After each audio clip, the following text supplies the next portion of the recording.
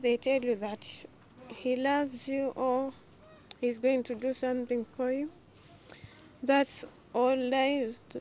Because he sees that you are young, he just wants to take advantage of you. He's not going to do anything. The 14-year-old was sexually abused twice in 3 weeks, largely for her naivety. Her innocence is gone.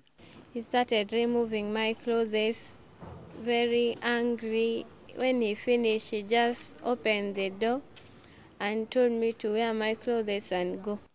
Now she says she has learned her lessons the hard way though. Luckily, the teenager's mother knew where to get help.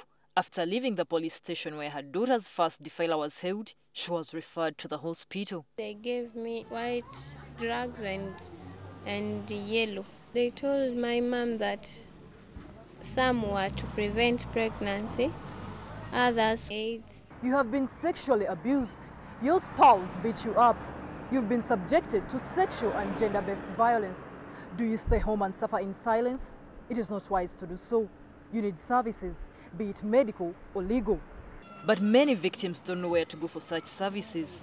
There is the Mulago University Teaching Hospital's Joint AIDS program, MUJAP, where the 14-year-old ran for help after she was raped for the second time. We came in to support sexual and gender-based violence services, especially on the clinical aspect. Mulago Hospital, that is partnering with MUJAP, a US-funded project, is working with other government health facilities to offer free treatment. The services are available in Mulago based on 5A Annex. Should anybody have HIV there, please come. If you have been raped by those rapists, please come. Of course, also men, I'm told, they're also raped. If you're also a man, don't fear, you come, we shall also treat you. We give them PEP. PEP is a post-exposure prophylaxis, and that one is to prevent them from contracting HIV, just in case the other person was HIV positive. If they are girls in a reproductive age group, we also want to prevent pregnancies, so we provide them with emergency contraception. But this service can only be effective within 72 hours after someone has been sexually abused. A good percentage of them, over 90%, will survive the HIV infection. But 10%, it can happen depending on the degree of exposure, the amount of injury, the contact of the fluids with the blood. If somebody has had severe injuries, that increases the likelihood of contracting the HIV. Perpetrators of gender-based violence, especially rapists, never think, even remotely, of using condoms, and therefore the risk of them passing on STDs and leaving their victims with unwanted pregnancies is very high.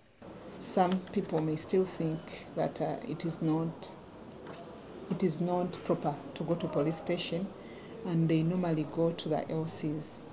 But there should be a distinction, which one is a criminal offense and which one is a civil offense. Even after getting medical and legal services, the survivors remain with permanent scars, especially in their psyche. Talking about sex in our culture or in Ugandan settings is like a taboo. So they want to blame themselves even before they blame the perpetrators. We need to actually offer them a lot of counseling and psychosocial support. But there are challenges in the service provision chain. Very few health facilities can provide this service. We have to work closely with the ministry, with the Ministry of Health, Ministry of Gender, Labour and Social Development, and other stakeholders. Another challenge is the fact that nearly 3 in 10 people would not report the abuse within 72 hours after. This group may end up with unwanted pregnancies, resort to the highly risky abortion, or at worst, contract HIV and AIDS. Seeking help early cannot be overemphasized, yet the 72 hours, 3 days, can make a big difference. Florence Nalimba, NTV.